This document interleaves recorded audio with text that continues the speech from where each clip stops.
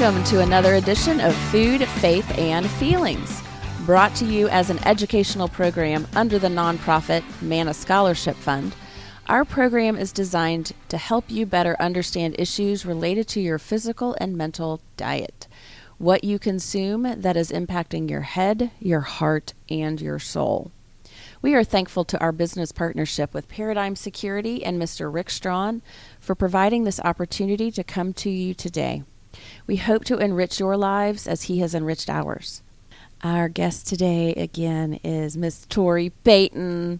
Woo woo! Tori is our primary lead dietitian at Manna Treatment and sees all of our program clients. Well, she and Lisa split them and helps us run groups. And she's got a little bit of a marketing mogul in her little front pocket too, so she helps us with all of that. And so we talked last time about how to help the person, like the client who has struggling with an eating disorder or emotional issues or trauma related issues, when they are at home with their family and they're faced with all of this stuff, having to deal with all this stuff, which can be pretty overwhelming. Yeah. This time, we're turning the tables. We are going to talk about if you as a family member, maybe you're the mom or the dad or the sister, and you are trying to help guide this person, support this person, love this person through difficult times. Mm-hmm. And so you mentioned last time that we have a parenting program, or we call it the family-based IOP. Mm-hmm. You want to explain a little bit about that? Yeah, absolutely. So we have a PHP and an IOP for clients that are dealing with eating disorders and have realized that it's very beneficial for family member support systems to also get training and education, as well as have a safe space to ask their questions and to bounce thoughts and ideas off of other family members going through similar situations. So we've created a family IOP where those support systems can come and learn and participate to better help their family member that is in treatment. Yeah, and so you were an integral part of that program. And so we designed this because the people who are coming through and trying to figure out different ways of coping with their eating disorder and trauma issues, basically they're getting like a master's and a doctorate degree in themselves, in treatment and recovery. Mm-hmm. Quite frequently, those who do well become therapists and dietitians themselves as they move on, such as myself. And so we thought that it would be only fair to let the parents also get at least a bachelor's degree in this. So tell us some common things that maybe some of the parents ask and struggle with and how you help them. Yeah, I guess the main population we work with is probably, would you say, teens to 20s, kind of in that age range. Mm-hmm. And so treatment, that's kind of what we're seeing. But I think realizing, too, that the generation before that and before that also dealt with a lot of diet culture and dieting, mm-hmm. and it was very trendy and popular. So a lot of the parents coming in and family members are coming from that mindset. Mm-hmm. So the idea of intuitive eating and all foods fit, there's no good foods, bad foods, is kind of mind-blowing at first to a lot of the parents. Right. Hey, while you're at it, why don't you explain what intuitive eating and all foods fit means? Perfect. So intuitive eating, I think a little summary is basically eating when you're hungry, stopping when you're full. So kind of a phrase we throw around. I know. If only. Right. And a lot of things impact that and obviously play a role in that. But being able to be in touch with your body and eat to fuel your body, stop when you're full, not feeling obligated to clean a plate and eat more than you need to. Right. So many people, I'll say in my generation, mm-hmm. Who grew up in the... what is this, Generation Z? No, why? I don't remember what generation I'm in. I graduated high school in 1986, I'll say that. So we did grow up with, you eat what I put in front of you, and you will finish all of it. Right. Or you will not get your dessert. Right. We also grew up without cell phones, so we had to go play outside. We lied, we drank, we did all this kind of stuff. I think my first beer was when I was 2. And you know what? I'm okay. Here you are, thriving. Right? I'm thriving. Leading. Okay, so some of the other things that parents might struggle with, or family members might struggle with. I think watching their child's body change throughout a recovery period, part of recovery from an eating disorder often includes body change that looks different for everybody. I think there's an idea that certain eating disorders look a certain way and their body should change a certain way, and that's just not always the case. So I know some parents have difficulty watching their child refeed or fall into a weight category that is more appropriate for their child. Right. So our bodies do have their own kind of preset set points.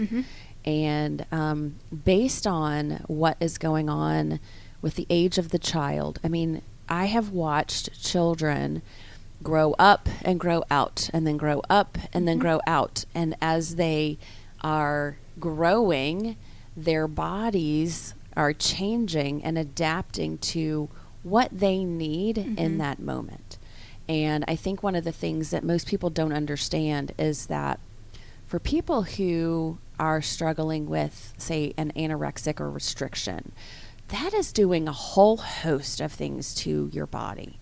It is changing your metabolism. It is changing your mind. It is changing your heart. It is all kinds of things. If you have an athletic child and they are playing soccer or they are doing gymnastics and they go to the doctor and their heart rate is a 40 or a 45 or a 50, that is not because they're so healthy. Right.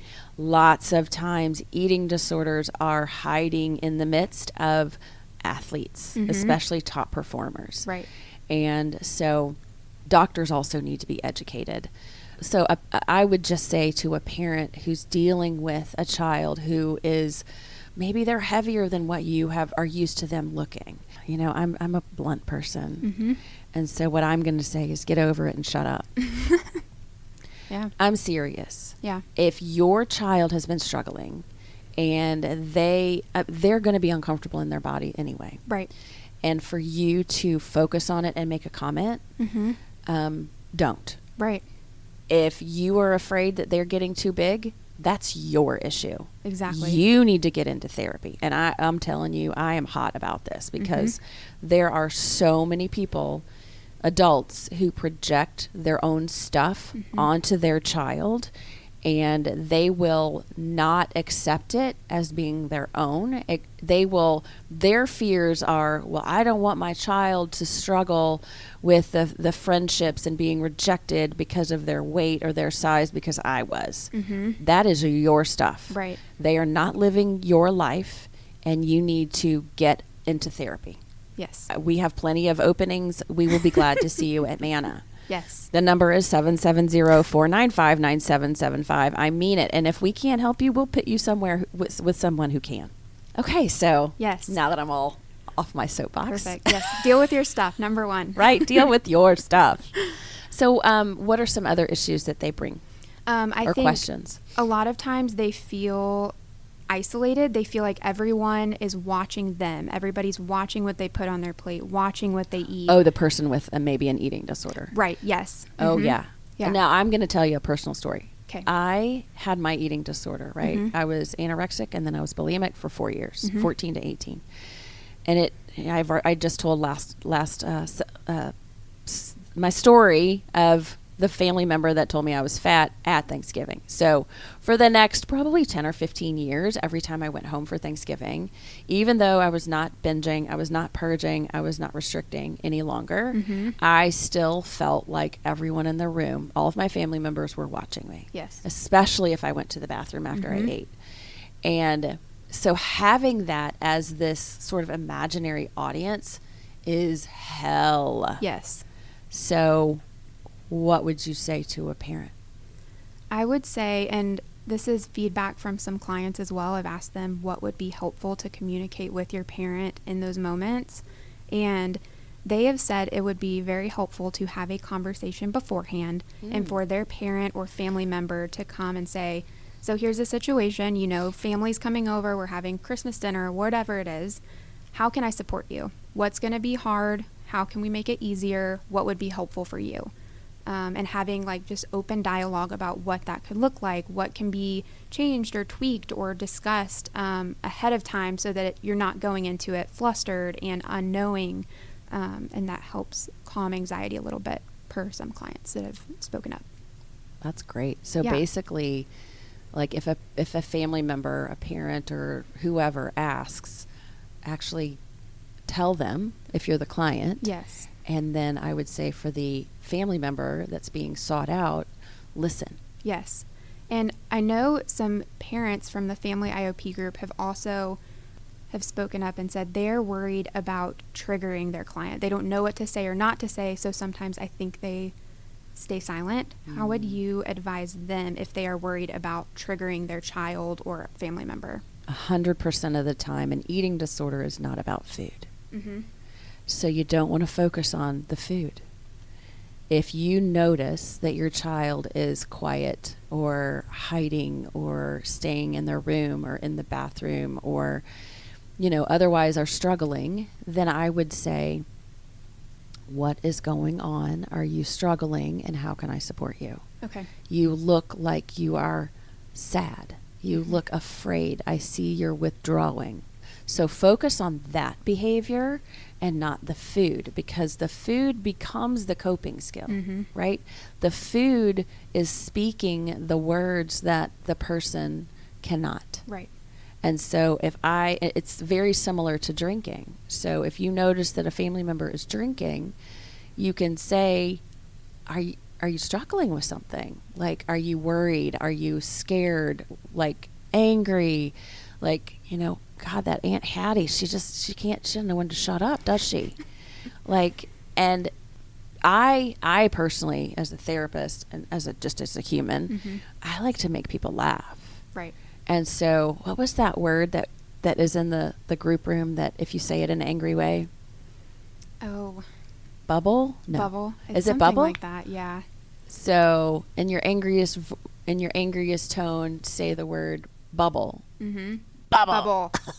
It's like, you're like, you can't. Without lying. Without laughing, I mean.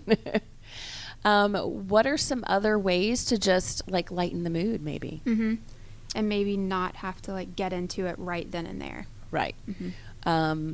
Or, you know, say something stupid like, did you just fart? Like, you know, like what? Totally take somebody off guard and refocus their mind. Yeah. I'm picturing parents like, did you just fart? Take notes. Okay. Got it. Next. I got it. Okay. So what are some other questions maybe that parents have for? I think, so we've talked a little bit about like restricting and how they might feel watched. I feel like that also happens for people struggling with binge eating disorder or bulimia. And having that fear of overeating. Yes, people judging, she shouldn't be eating that. She's had too much of that already. They create this kind of narrative in their head that may or may not be actually happening. So I will tell you what I did do to that family member who said something to me that one time. Years later in the future, my cousin had a daughter, and she was 3.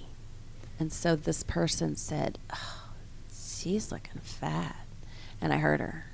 And I was this child's advocate. Even though she didn't say it to the child, I said, don't you ever talk about that child or any other child in a way that is disparaging of what they look like. I was like, that is not okay. And because she knew where I was coming from, she just shut up. Yeah. And she's a hard person. She was a hard person to shut up. Yeah. But I did advocate in that way because I was like, it's not okay. That's your stuff. Like, I'm sorry you don't feel comfortable about your body. Right. So, you know, I I kind of border on, I'm so honest, I'm rude sometimes. Right. I'm aware of that. It's kind of a thing that sometimes I work on it, and sometimes most of the time I just don't care. Just embrace it. Yeah, right. It's part of being 53. The older you get, the less you care. I love it. But so as not to, unnecessarily offend or hurt another person, because we don't want to do that. Mm-hmm. You just want to have a very clean, clear way. If you need to protect your child Mm-hmm. or your loved one, you can just say, you know what? I think that's enough. Like, Right. why don't we go play canasta, or let's go outside and talk to Mm-hmm. everyone? Like, to really become that person's, not bodyguard, but just advocate. Right. And help to release some of the pressure. But again, if you ask the question of that person that's struggling with the trauma or the eating disorder, you can just say, I will listen to you. And Mm-hmm. then do what you say you're going to do. That's Right. the best way to get somebody to trust you. Right. If you promise that you're going to do something, do it. Mm-hmm. Because they will know that, and then they will give you more information later, and they Mhm. will appreciate that later. Yeah. So, And that helps with the isolation. They don't feel alone. They know that you are there and you have backed that up. You've said you'll be there for them and have their back and be there, and you're proving to do that. right. So, I am not sure that we've answered all of the questions or all of the things that the parents Yes. are struggling with. I'm trying to think of the parents that I'm dealing with. A lot of the times, when I am working with a parent, Mhm. I really focus with them on how can you be their ally? Mhm. How can you listen? And some parents, they just don't have they're stuck in the old belief systems Right. of, a child should be seen and not heard. Mhm. That stuff is really, really toxic. Yeah. If you are basically that kind of a statement is invalidating of that child as a human being. As human beings, we are all equal, Mhm. right? And so treat another. I mean, it's kind of like the golden rule in the Bible: treat others as you would want to be treated. Mhm. And if you are a parent and you are struggling with getting the respect and attention from your child that you would like to get, I would challenge you to show your hand first and respect that child. Mhm. If you ask them a question, don't invalidate the answer. Yep. Really question it. What do you mean by that? What do you mean you don't like me? What do you mean by whatever it is that they say? Actually open up and have a conversation. Mhm. Do something different if you feel like things are going all wrong. Mhm. Now, there are a lot of parents. I have a lot of friends that actually still have teenagers. Mhm. And I get that they can be pretty cantankerous. They've got, hormones going, and they've got friends, and they've got social. I feel sorry for kids these days, because I didn't have to deal with social media. Mhm. I just had to deal with, what did they say during the day? And I replayed it in my head anyway. But I do feel like kids these days have a lot more pressure Mhm. than like I did when I was growing up. And so trying to be that safe person for them, I spend a lot of time at the practice talking about love and safety. Mhm. That love and safety are the two primary things that every person needs, Mhm. including the parent. Yeah. And so if you don't feel like you are getting it from your child, then maybe there's something that you can change in order to show them how to give love and safety. Right. Love is, I see you, I hear you, I appreciate you, I respect you. Safety is, I'm going to try to not hurt you in any way. Mhm. And that's emotional, physical, sexual, all the different ways that we relate to people. Mhm. And so focusing in on being loving and being a safe person for them Mhm. will actually win you that relationship. You will earn the right to have that relationship. And I think, too, recognizing parents aren't perfect either, and they're going to make mistakes. And if that happens, if you say something or do something or feel you could have done it better, and I don't have children, so I am, I can't exactly speak to this. Are you kidding? You got about 16 of them right now. It feels like it sometimes. Even I love if they're my kids. older than you. But being able to apologize and say, like, I should not have said that, and, I'm sorry. Wow, I suck. Right. That was bad. You were right. I was wrong. I'm sorry. Yeah, absolutely. Yeah.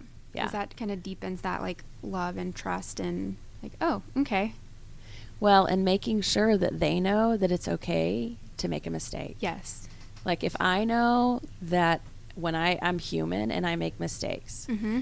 and that if I can own up to my mistakes, Mm-hmm. and I can say, I'm sorry, I can say, let me try that again, let me redo, like all of those things to just take Mm-hmm. ownership and responsibility, you are going to be your child's best teacher. Mm-hmm. And you will earn the right to be heard. Yes. And that right there in and of itself, because what we are seeing with this family IOP that we're doing is that as the families are changing, Mm-hmm. it is shifting the dynamic for the child. Let's say you're parents and you're in the IOP and your child is in treatment. Mm-hmm. And these kids are coming out of treatment in less than 2 months, whereas they would spend 4 to 6 months in PHP or Right. IOP. Now they're finishing within a month or two. Mm-hmm. And and the whole family is actually changing. And so really, really amazing, because parents actually hold the power in the family. And so they have the power to help change the family and their kids. Yeah. And so basically what it's sounding like, or kind of what we've talked about, is what parents can do that is the most helpful is having open dialogue, listening, following through. Not focusing on food. Not focusing on food. Being an advocate. Right. Owning responsibility. Taking Yep. your own responsibility. So, Mm-hmm. Yeah. Well, this has been fantastic. Yes. Thank you, Miss Tori. Absolutely, yeah. I'll have you back. Hopefully. Yay. And again, if you have any issues and you are in the local Atlanta area and you would like to participate in our programs or get counseling at Manna, you can go to mannafund.org or mannatreatment.com. That's MANNA, fund or treatment. And our phone number is 770-495-9775. You can also go on those websites and drop us a few bucks, because we are doing a lot of scholarshiping and we're creating the Manna House. In fact, I'm going tomorrow to look at a potential property. So exciting. So exciting. Because we are trying to create a safe and local facility for people to reside while they're in treatment. So thank you again, Tori, for joining us on Food, Faith, and Feelings, presented by Paradigm Security and the Manna Fund. And don't forget that you can enjoy any of our episodes anytime by visiting businessradiox.com, selecting the Gwinnett Studio, and then clicking on Food, Faith, and Feelings. This program is also available on Apple iTunes, iHeartRadio, Spotify, or wherever you listen to your favorite podcasts. Until next time, I am Dr. Genie Burnett, and you've been listening to Food, Faith, and Feelings on Business Radio